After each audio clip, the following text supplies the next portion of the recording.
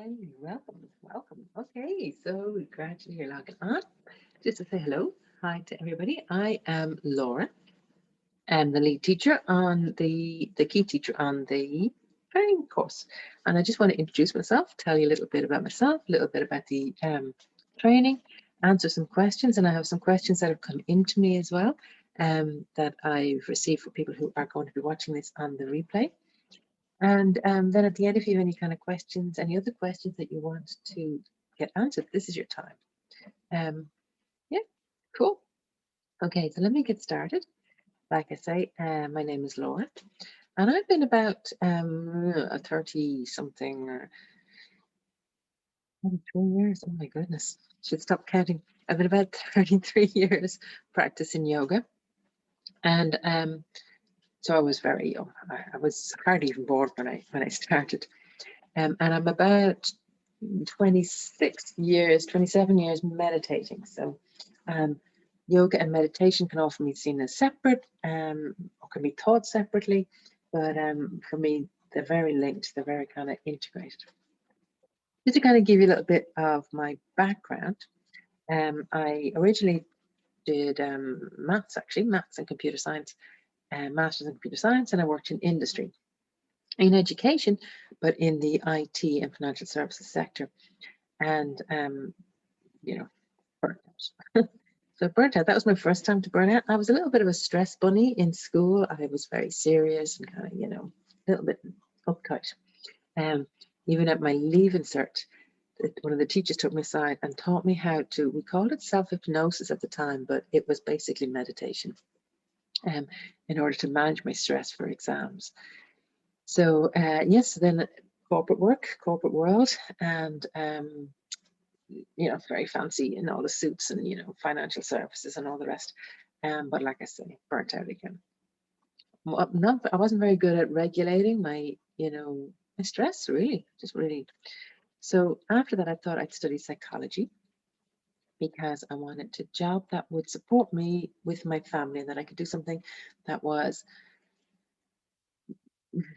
meaningful and more kind of, it wasn't so much about making money. And even though, I liked the suits, I wanted to do something. So I'd always wanted to do psychology. So I retrained then in psychology.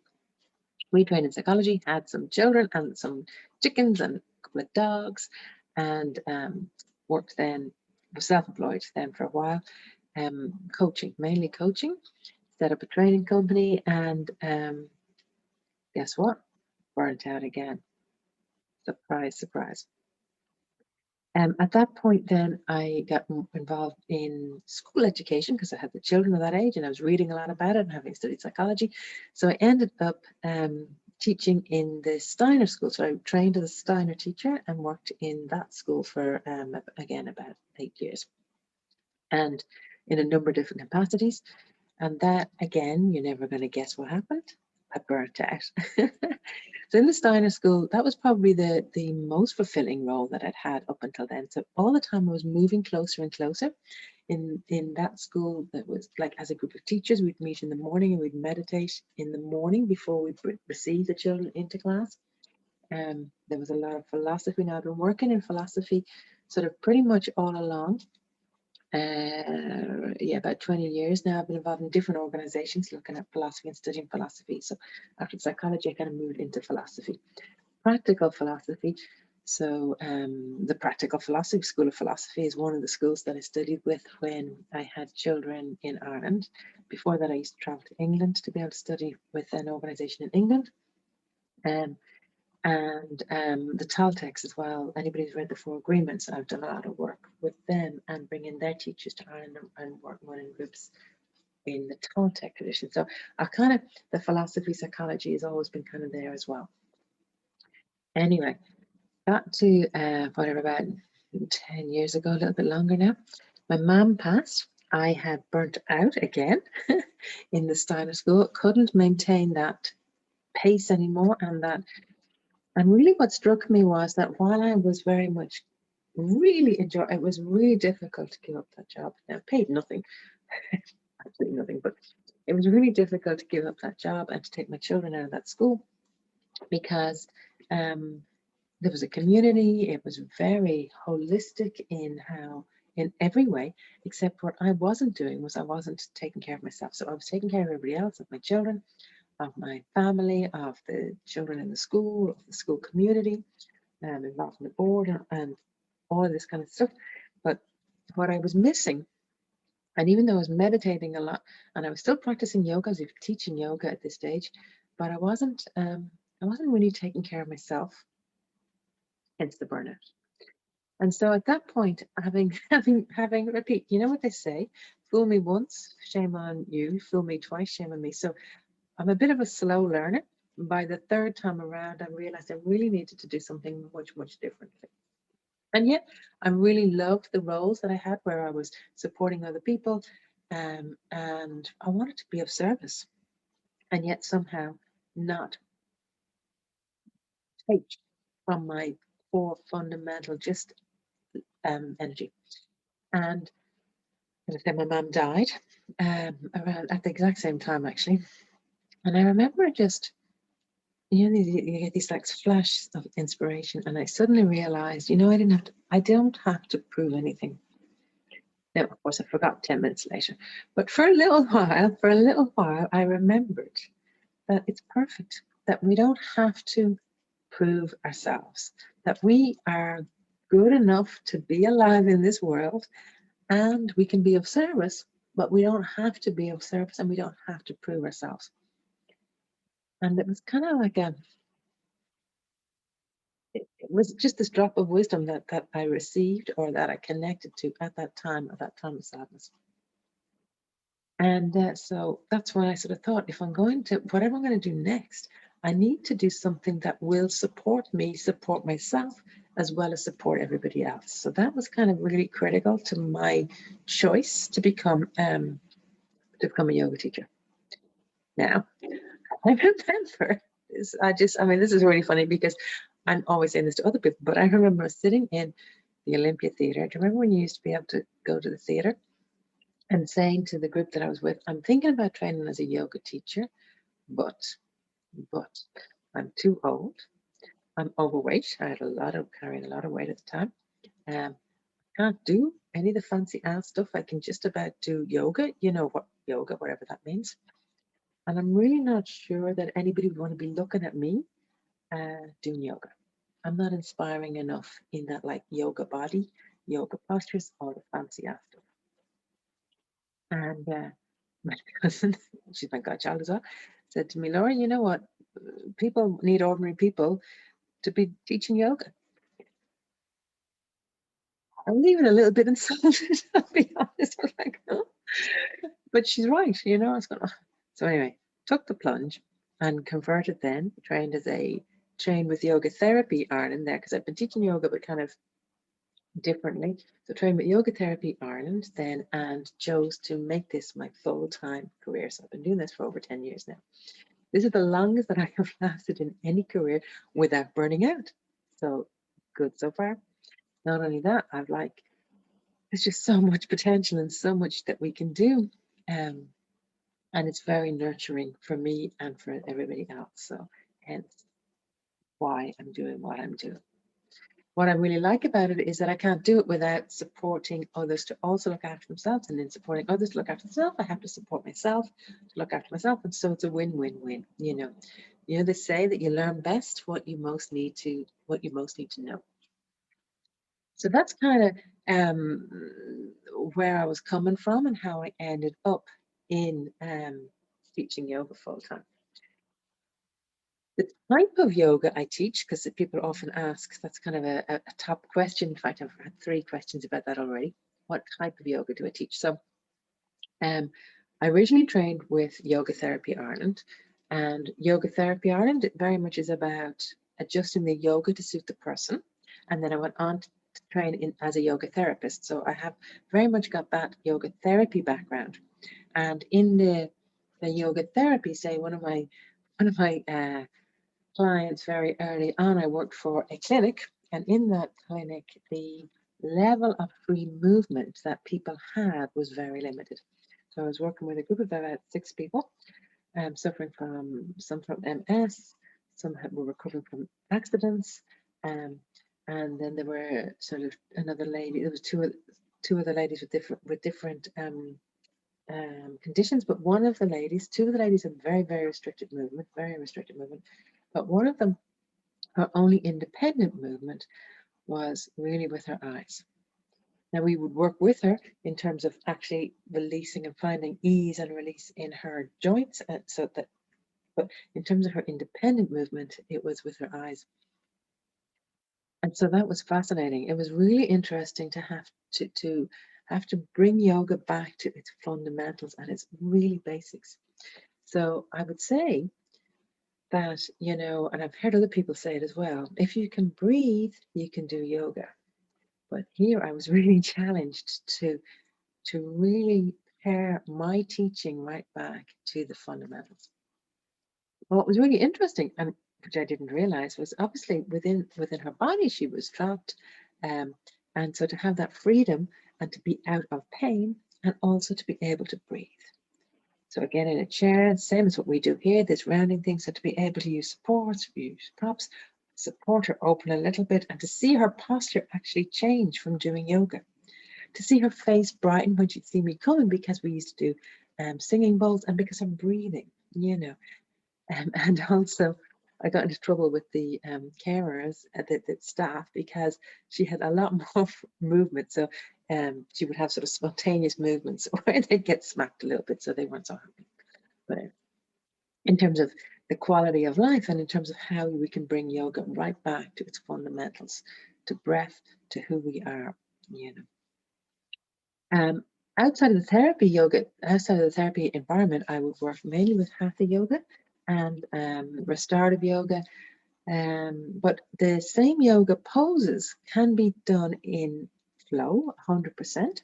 And you can do it fast. I mean, there was a while when my own personal practice was Ashtanga. There for about 5 years. That was my personal practice. It was an Ashtanga practice. But in terms of what I would teach, it's typically slower. But that's my choice. So in terms of what you would do with this, you can teach the same poses in a faster pace if that's what suits you. So the training is about, and I'll talk to you a lot about how the training is structured. Once you know how to break down the pose, how to bring people into it and out of it safely, what to be looking for, how to train your eye, how you combine that together and what type of yoga you teach is really up to you, because this is really a fundamental fundamental building blocks, so that we break down the poses, you understand the poses, you can see the person, you can adjust the poses to suit the person, or rather what I'm now teaching is about embodied yoga. This is actually what we teach. What I teach now is embodied yoga, which will mean nothing to you. But this is where, rather than, obviously I'm looking at the person and reading, but now I'm looking to train and encourage and support the person notice for themselves. What does that feel like? What adjustments do I need to make? And there's a little bit now involved in that to sort of take it to that level, but it's cool. It's a process. So this is where I'm coming from, is coming to that place where we are empowering our students, the other beings, people that we share this space with, to really find their yoga for themselves, and that we can hold the space and give prompts and cues, but fundamentally we aren't disempowering them in that way. We are empowering them to find their version of yoga, which is what I'm talking about when I mean an embodied yoga. I realize that's not going to necessarily make a lot of sense until you've kind of got a little bit deeper into the course, but just to know that's kind of where I'm coming from, that you are looking to empower other students, find the yoga in your body, and then empower your students to do the same. If people like restorative yoga, that was one of the most popular classes I taught for about 7 years on a Friday night. I only stopped teaching it because I wanted to be with my kids on a Friday night. My kids had got older. They were teenagers. They were like 17, 18, you know, and at that point, it was nice to kind of hang out with them on Friday night. So, that's a really, really beautiful class. It's a fantastic class. So there's no particular limit to what type of yoga you choose to teach. This is the foundation blocks that we're looking at here. So let me maybe if you've no questions, let me maybe go through the actual content of the course. And how I'm going to do that is I'm going to, let me just pin this so that you can see me. I'm going to share my screen. And, okay, so share my screen and, whoops, sorry, just there we go, you got me. Cool. Okay, so I'm just going to go through, use the website purely as a structure, and then you can go back through it again yourself afterwards and have a little look. So picture me, great. Would you believe that when I originally trained, I had no photographs of me and I was terrified. I didn't want a photograph of me. I was terrified of it. So we will work with all of that because in the business of yoga, I will support you learn quicker than I learned about getting over ourselves. And this is the early bird. So I'll come back to and talk a little bit about the early bird and how that works. But for now, really what I'm about is, and a lot of people do this training who don't actually want to teach, and that's cool too. So you don't have to want to teach. You might just want to explore your yoga a little bit deeper and then see what happens. You know, it's totally international and it doesn't go out of date. So you can do this now and maybe in the future you might want to teach it. But regardless, how you are will make a difference, you know, and you will be sharing it regardless. You'll just be sharing it with your family and your friends just by who you are, you know, how it is. This is a cool group of teachers that, this is the studio here in Kildare, and that's a fantastic group of women that we worked with a few years ago. A little bit there, some of the Q&As, and these are some of the bigger questions that people have. You know, I don't have a yoga body. Well, rock on, you're with me on that. And actually people who have the very bendy body, who have maybe been doing gymnastics or dance when they were younger, they need to take more care. Actually being stiff is easier to work with. It's your body taking care of you. So we will talk about that and how you as a teacher can support people who are very bendy or hypermobile, because that is something you will definitely come across and that you really need to be kind of mindful of. I've never taught before and I'm not sure if I want to teach. That's cool. I'm working on the assumption that you've never taught before. Now I'll have a lot of teachers do this training and then they just sort of find that bit of the training easy. But the assumption is you've never taught before. So I'm going to be bringing you tiny bit by tiny bit by tiny bit by tiny bit. This is why we want to take longer for the training, that we like to take the full 9 months for the training, so that you have a little bit each month. You do a little bit more, a little bit more. You're just the tiniest bit outside your comfort zone, but not so far that you're freaking out. You start by just teaching one person, and then by the end, you are happy out rocking on teaching the full lot. In actual fact, Zoom has actually made it a little bit easier. The crowd that are on now, who have been totally on Zoom, they're actually teaching the full class now. So they're well ahead of schedule. So there are some advantages to Zoom, believe it or not. I'm not sure if you want to teach. I've already said that. You don't have to teach. This is really about you. And in practicing teaching and breaking something down to be able to teach it, you get to learn it a lot deeper. So your learning is really enhanced by you practicing to teach it, even though you may never actually teach it. And second to that, no matter whether you're formally teaching it in a public class or whether it's just how you interact with the people that you work with, you will be sharing it. You will be sharing it because you get to share who you truly are, and that will inspire others to do the same. So it will seep out, regardless of whether it's in a formal class or not. It doesn't have to be in a formal class. That is definitely not the only way to teach yoga or to share yoga. And fundamentally, sharing yoga is just sharing joy, sharing freedom to be who we truly are and allow our light shine. You know, too old, too young, too rich, too poor, too happy, too sad. Listen, there's so many twos. Been doing yoga. I'm too new. I've been doing it for too long. If you want a reason not to do the course, just let your brain. Here's the cool thing that happens. Here's your psychology. Once you say yes, no, no, no, no, no, no, no. So once you say yes, just listen. You will come up just like that. 2 seconds. You will have at least 10 reasons not to do it. It's cool. Our brains are phenomenal. Our brain, our ego is about keeping us safe and keeping us and we know we're alive now. So what we're doing now works. We may not be very happy, but we're alive.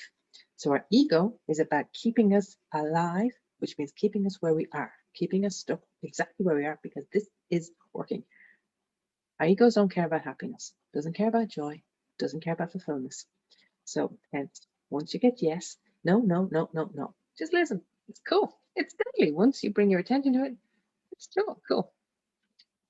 There'll be different speakers and tutors. So I have a couple of different tutors that will be working with us. Sonia will work with us on the meditation.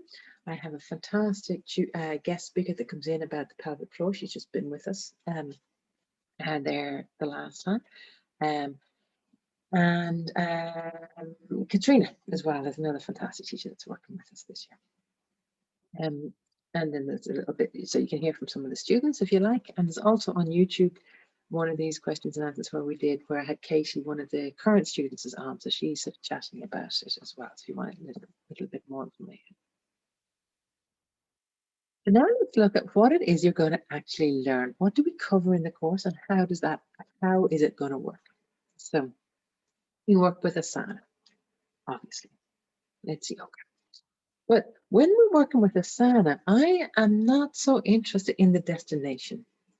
So we're looking to see, for me, Asana is like, it's kind of it's a tool, it's a playground. It's a playground. So if you can imagine that you wanted to, Maynooth is our local village, so our town. So you wanted to have an experience of Maynooth. And I sent you the whole way in, go down the road and stop. When you see a sign for Maynooth, stop there, sit on the sign and rock on. You're in Maynooth, then you can get back in your car and come back again. You sat on a sign, it's a label, Maynooth. You haven't really done anything, you haven't experienced the town. My God, Maynooth on a Sunday during lockdown, it's buzzing because all the cafes are selling teas and coffees out in the street. It's really nice. But that's so finding the sign from Maynooth at Maynooth, but it's a sign, it's only a sign, it's not an experience of Maynooth. So when we're going to a pose, you're going to dog, going to do down dog. I don't care about being in the triangle, inverted triangle shape of down dog. That is a tool. It's like the signpost to Maynooth letting you know you're here, now go and explore. The exact same. Now you're here, go and explore. Explore, how is it to get into it? How is it to get out of it? What in dog is it that you want to focus on? So in dog, you might want to focus on your shoulders. You might want to focus on your hamstrings. You might want to focus on your feet. You might want to focus on your breath. Pelvic floor, you may just want to focus on the freedom of movement. You might want to balance, strength. There's so many different things that you can play with in that, using that pose as your playground. So the poses, the asanas are the playground. So what we're really looking for is how do you come into them safely? How do you make adjustments safely if people can't be in them? So if you've got ducky wrists, for example, you can't come into dog, but you can do all the same stuff on the wall. It's about being clear, what is it you want to do? How do you want to explore it? And then exploring it. When we're looking from an embodied point of view, it's about how does it feel in your body? The women are talking about that. There was a lot of feedback actually. They're saying, I've been doing yoga for, some of them have been doing it for 10 years, some of them have been doing it for longer. And they said, I've never noticed how it feels. I've just done the poses and afterwards it's like, I feel better, but I've really never explored and been present. As women, as people, we turn off all the feeling in our body a lot. It's how it keeps us safe. I have two daughters, and once they hit puberty and period pains and all the rest of it, even me as a embodied yoga teacher say to them things like, you get up and move, you'll get over that period pain. You know, you need to be moving. You can't don't go into it, come out of it. Just shut it off, do your day. So I'm telling them, even though I'm telling my students, you know, you really want to feel what's going on in your body. From my girls, when they have their particular times of the month, I'm saying just shut it down. So we've been getting all of these messages all of our lives, and we've had to shut them down to be able to function.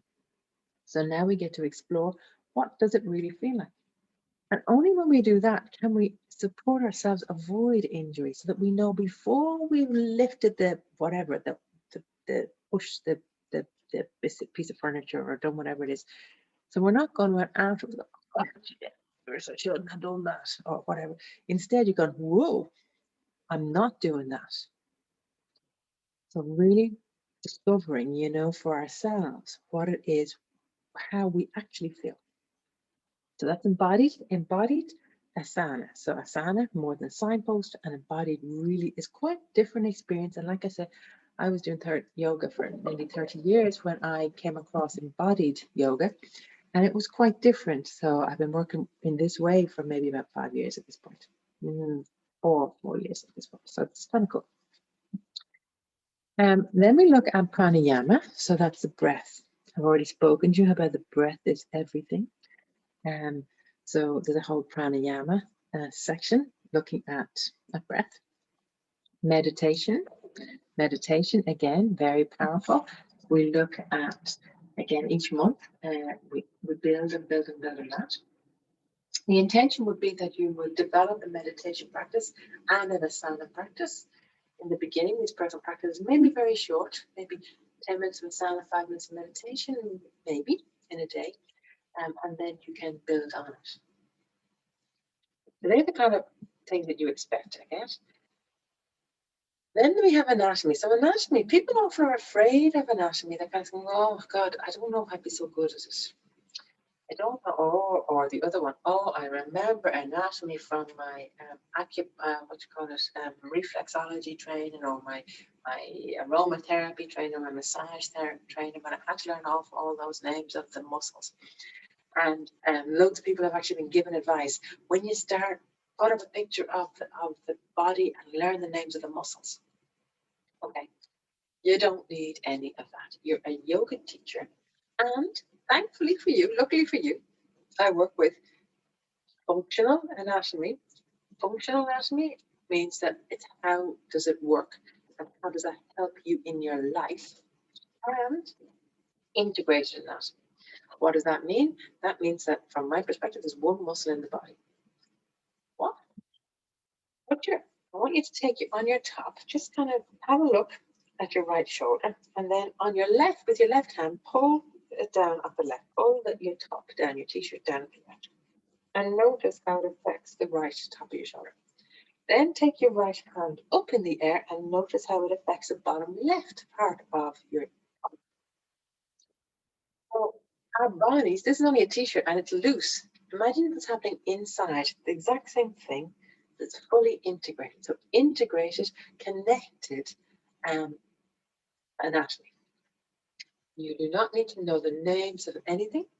I give you the names. If you're the type of person that loves that, that's fantastic. But if that's not your cup of tea, you don't need it. What you really want to do is have an understanding of how it works. We've just done a month on the pelvic floor, believe it or not, and it has been one of the best months ever.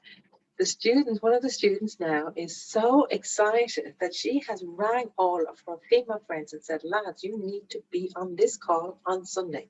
Wait until I tell you what's going on in your pelvic floor and you don't know. I know you have kids, I know all that, but you have no idea what's going on in your pelvic floor. Get yourself on this call on Sunday and let's play. So it's not about being able to name anything. It's really about appreciating the wonder in our body. At this level, at the first 200 level, 200-hour level, we work with the musculoskeletal system. So that's what we focus on, musculoskeletal system. It's cool. It's fantastic. You will fall in love with anatomy. The business of yoga, I'll just say that because it's here. Most yoga teacher training doesn't do business. And now it's kind of become popular. So now they write it in as a little list. Oh, I do business. However, when you finish, should you wish to open public classes, you have become then a self-employed business person, or maybe you're adding it on to what you've already got. But there's a huge amount in the mindset of running your own business. They say if you want to become enlightened, or you think you're enlightened, there's two things you do. You go home to your family for Christmas and discover where your real plugins are, or you run your own business. You run your own business. Oh my Lord. So there's things like, how do you price? How do you ask for money? How do you say, you know what, I'm a yoga teacher now. How do you stick your own face on an Instagram post? There's a lot, and it takes a while. It's slow. It's like teaching for me. It was like teaching. Now I had a teaching background, but and I ran my own business, so I have both business and teaching background. But still, to put myself out there like that, it's like little bits, like little bits, like little bits. So again, I hold your hand each tiny, tiny step of the way. But it means that you really get to be empowered in your businessness, if that's something you choose to do. If you know you're never teaching public classes, then this is the one that you kind of sail through. You like that. However, I do offer you little tasks through it where, because fundamentally you are self-employed. So even if you are a teacher working for the state, I would suggest you're self-employed. What do I mean by that? I mean that you need to take care of yourself in terms of your own training, in terms of your own education, training, education, same, in terms of your pension, in terms of how you manage your money, in terms of your career. No one anymore looks after you in that way. You're not an employee anymore. And what I would say to my kids is, you may have 5 or 10 jobs during your life. So you are self-employed, even though you may be a PAYE worker. It's kind of cool to have that mindset of being self-employed so that you are empowered in that way. It's always about empowering. Macro clarification in a second. Let me just do the other two topics. Philosophy. Another one people go, oh, really? Oh, do I have to? And I would say, like anatomy, my philosophy is practical. Practical, practical, practical. So we've gone from the breath, we've gone from the stillness, we've gone through the physical body. So the philosophy is the brain stuff.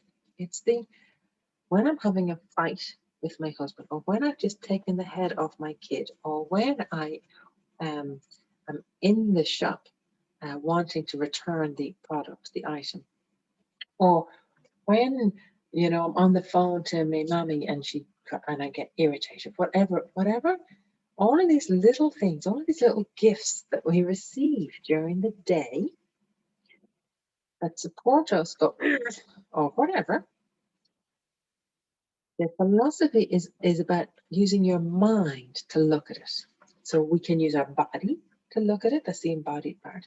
The philosophy is like the mind part. So, I don't know. Let me think what we do. Or my husband comes home, he's a little bit cranky, the dinner's not made, and I take it personally that the dinner's not made, that he's cranky because I haven't made the dinner, and I'm in my head going, well, shag you. I go, what do you think? I'm not working and I have to make the dinner? So that's this little conversation going on in my head. His little conversation's going on in his head about, his boss and whatever it is, or the traffic, or the blah, whatever it is he's worrying about. The two of us not talking to each other, meet. We're both in our own heads, kind of vibrating a bit like this. Now, this is where I have a choice. Do I just, or can I say, right, I have an embodied experience of vibrating. Now let me use my head and go, okay, from a philosophy point of view, what is it that I want to do? What is important? Is this a fight worth having? Is this where is the samskara, or the healing that I can do for myself? I may or may not be able to notice it in the moment, but that's the great thing about having a brain. That night I can replay it and go, okay, that's interesting. So I blew up on him. I wonder, what was really going on for me? What hurt was really there for me? What unmet need was really there? Or what belief that I have about myself that's not true? Or what did I project onto him? Anybody who's read the 4 Agreements will kind of hear my Toltec training coming through. And so we use an Indian text. We use a text based in within the yoga tradition, but fundamentally the messages are the same. The Hindu text, the Toltec is Mexican, the Steiner stuff was European, the Isa, what I used before, that was Eastern philosophy as well. So they're all the same. The messages are all the same. So this is how we kind of use our heads to kind of go, that's a head. Again, practical and accessible. Teaching theory and practice, we've already talked about that, how it's little bit by little bit by little bit. How do you hold space? How do you hold space? How are you comfortable doing it? That's it. Family friendly schedule. So how I've come to the model that we're using, there's a couple of things. Corona definitely gave me a kick in the arse. So being an educationalist for years, there was this idea, Khan Academy, actually, the guy Khan, Mr. Khan from Khan Academy, was arguing about it. Anybody who watches TED Talks, he was on about this, I'd say about 10 years ago. How we should do receiving our new information, that the computer, the videos are a very good way of receiving new information because we can rewatch them, we can take them in bite-sized chunks, we can learn it more. And then when we meet together, that's when we do the workshopping and the talking about it and the questioning, and we tutorial and the talking and the workshopping. So the new information doesn't need to be in a group. So we're not wasting, you're not being lectured at, you're getting these little bite-sized chunks. Then we meet every week where we get to chat it out, ask questions, go, God, how was it for you? God, I never even thought of it like that. Well, this is how I thought of it. And this way we learn from each other, and I again, we sort of, that's a supported environment. And that means that on the Saturdays, when we meet on the Saturdays once a month, it's practice, and we get to practice together and really play. So we kind of break it up that each week you get a new drop of information. Each week we meet then once a week for a call, and then once a month on a Saturday we meet for practice. The other thing for me about having it just on a Saturday means that you haven't lost the full weekend. So you can still see your family, you can still see your kids, you can still go for your walk on the beach. And it also means that you get to embody the information, that you can kind of let it sit with you before your Monday starts. You maybe you want a bit of time to read something or to think about it or to practice it or whatever. You've got that little bit of space before you're back into your week. In my experience in the past, it just was too fast. I'd be there for a Saturday and a Sunday, and then Sunday I'd come home, I'd be knackered, and Monday I'd be back in with the kids, the uniforms, the lunch is not bought, having to get to work, teaching that night or whatever, blah, blah, blah, blah, blah, blah, blah. And by Wednesday I'd have forgotten I was even on a course. And so I want a space. I want to make this course as spacious as possible so that we really get to learn and to integrate. So I'm not banging. It's not about tests, it's not about lists, it's about experience and learning from the inside out. So with that in mind, the other thing, sorry, in terms of the schedule. So in terms of your schedule, what you would be expected to do, you'd have a personal practice. In the beginning, that might be 5 minutes a day. Might be 5 minutes of yoga and 5 minutes of meditation, 10 minutes yoga, 5 minutes of meditation, whatever makes sense to you. It can grow if you wish. The thing is about having the discipline of doing it daily, because it builds and builds and builds and builds and builds and builds and builds. So that's the beginning, is your personal practice. Then once a week, there's new material, between 20 minutes and an hour and 15 minutes, over the month. There's an hour on a Thursday night where we do our workshop. Then one Saturday a month we meet where we practice. And then there is a retreat, which should be a retreat, hopefully. All things go well. I just booked the retreat for this course for October, so keep your fingers crossed. Sorry, for the current course, not for this course. So that's it, in terms of time. And sorry, your own personal yoga class. That's the other thing I was going to say. So once a week, you still go to a class where you are taught in that way. In time, you will be encouraged to open your own class, your little, where you get to practice. So sort of halfway through, I encourage you to start teaching a friend, and then adding someone to it and adding someone to it, so that by the end, if you want to have a public class, you have the seeds, the foundations for a public class. In terms of then the certification, so in terms of certification, it's recognized, it's certified by Yoga Alliance Professional, which is an international, it's an English-based organization, but it's an internationally recognized qualification. So if you want to work in any of the studios, if you want to get your insurance for it, you will need this kind of qualification. It's totally international. If you're working in the US or in Canada, you need additional insurance. Just let me say that up front. But it's recognized there. The student insurance available towards the end of your training, that you can get student insurance so that you can work. You can teach those little baby pod student classes like I talked about.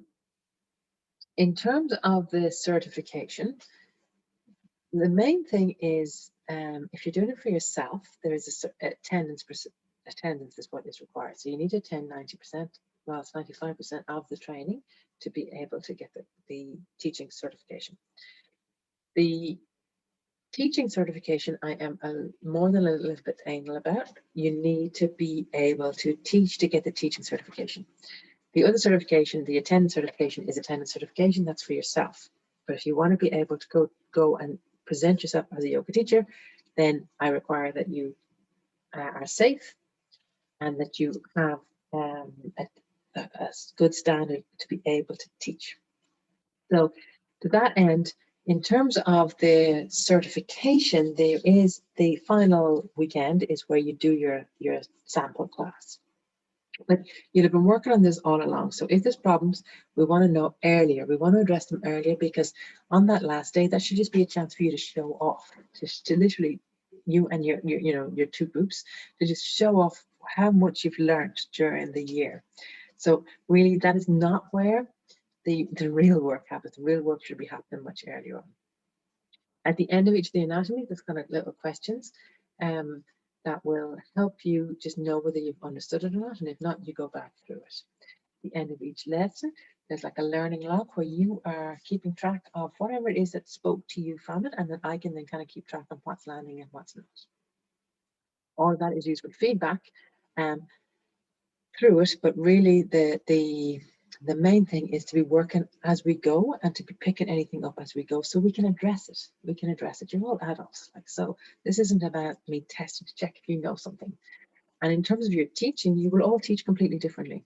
So it's not like a formula. I'm not looking for a formula. I'm looking to know that you have embodied practice, that you can see safety, so you're safe and you're confident, and that you know how to structure a class. I actually give you classes, a sample class to use, so you can use them for your first year out teaching. We block a 10 class, you repeat it 3 times. I strongly recommend you repeat it 3 times because you learn more each time. And that way, that will really give you a really solid foundation. I'm looking for you to succeed. I'm not looking for you to go out and just fall on your face. So there you go. That's a little bit talking about each of them, pretty much what I've talked about. The business yoga.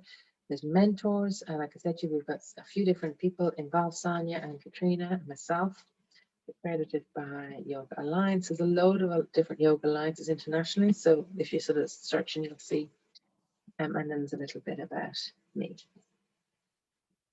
So cool. Let me see. Let me just check off that I've answered all of the questions that I was asked about. The business side of it, yes. Making a difference. About the time commitment, so hopefully that's clear. About the certification is hopefully clear. About what's required, and yeah, okay, brilliant. So in terms of, just to say, at the minute it's an early bird, so it's 2,600 typically, but the early bird brings it down to 2,400. Up until for the next 8 days, for the next week or so, we can split that payment over 14 months, which means that it brings it down to 170 from now, and that will mean it's fully paid for by the end of September. After that, you can only divide it across 13 months, so across 13 months it's 185 euro. It's 185 euro a month for 13 months. But so at the moment, if you were to register now, then that gives you the longest possible payment period what am I meeting my hair? So it gives you the longest possible payment period to divide the early bird fee across. The fee covers the retreat, it covers all of the teaching, it covers access to all of the training material, and you have access to that training material for a year afterwards. So you can go back in your first year teaching, that you can go back and go, oh, let me just listen to that again and see what that was about. Let me try this out. And you have, there's loads of like once a month we are doing a sana. We are doing actually a sana, so you'll have lots of stuff, lots of material there that will really support you to become a fantastic and successful yoga teacher, or simply just to dive deep into your yoga, because either is kind of cool. It's kind of deadly. Let me see, what am I at? Yeah, I think that's kind of all of the main questions. Let me have a look in the Q&A. Okay, yep, when we're starting in September. So starting in September the 25th, I'm pretty sure is the date for the next intake. And how many people? So at the minute we have 14 on the current crowd. If it's here in the studio, that's kind of 16 is the most that we can have at the studio here in Kildare. So we're kind of at that kind of vibe. And lockdown. Okay, so yeah, so absolutely. I have no idea. If we can start it online. Now, I was really nervous about starting online. I have to admit that I put off the last crowd until I couldn't put it off any longer, because I really wasn't sure how it would work, but it has worked phenomenally. I'm really surprised how fantastic actually Zoom is. It's fantastic for a couple of reasons. It's different, but as teachers who are qualifying now, you have access to a worldwide market, and Zoom, teaching on Zoom is critical to that.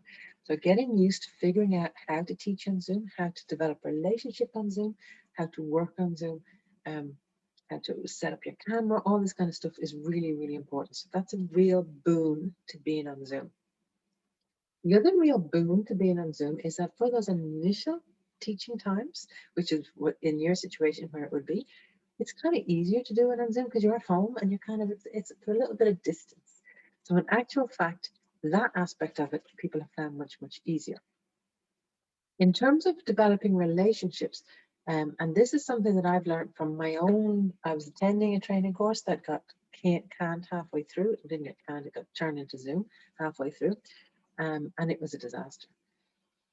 So I've learned from that. I've also learned from one that I've done that was been fantastic, and how they, you know, in certain ways, for the meditation, it was fantastic. For the holding space, it was fantastic. But again, no relationship.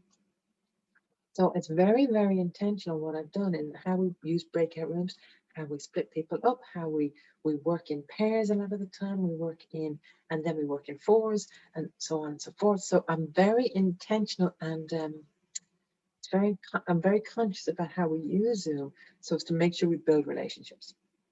In actual fact, the group that are on now, so this is April, so they were January, February, March, April. So we've had our fourth Saturday, and they've met every week for 1, 2, 3 months in between, because that's where we're at. It's phenomenal. They've forgotten that they haven't even met in person. They have a WhatsApp group going themselves, that they even meet themselves there separately on a Monday, where they support each other. They have Zoom actually gives us an advantage, that because the computer decides who you get with, you don't end up in these little pods.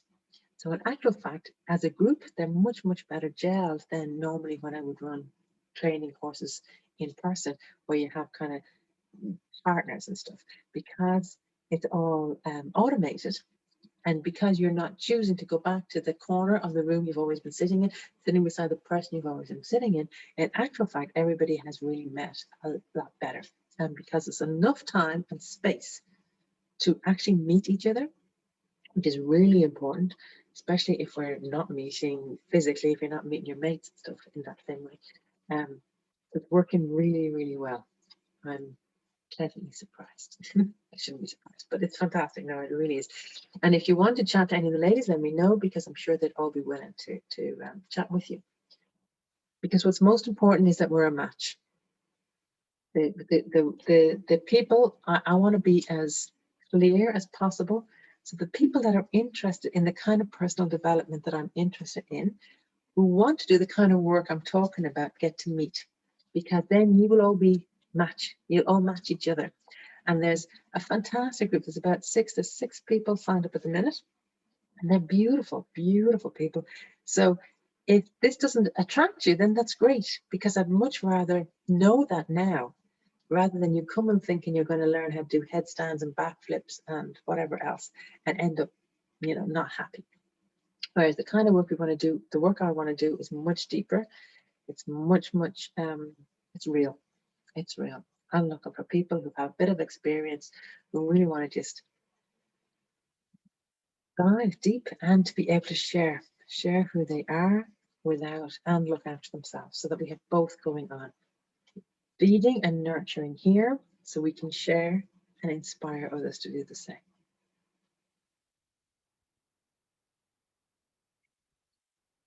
As we get to learn all this deadly stuff, it's fantastic. If it sounds of interest to you, give me a shout. We can set up a call and talk about your personal situation and how it all works for you. Or if you have any other questions, let me know, because after you watch this, you'll probably sleep on it and then you have other questions. That's all grand. I'd much rather chat to you now to make sure you're happy, because there's so many.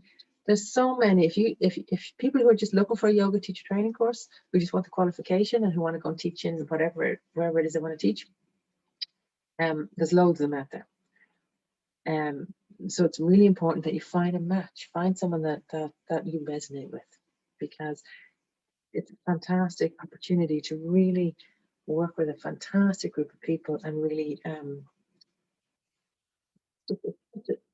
it's such an honor. It's such a fantastic opportunity to give this gift to yourself, to give yourself this gift. And it's nice to have one that suits you. If that makes sense. Okay, I'm at time. Let me have a look. Yeah, okay, thank you, Laura. You are so welcome. You are so welcome. Thank you. Great. Listen, I look forward to chatting to you individually if you like. And see. Talk to you soon. Bye.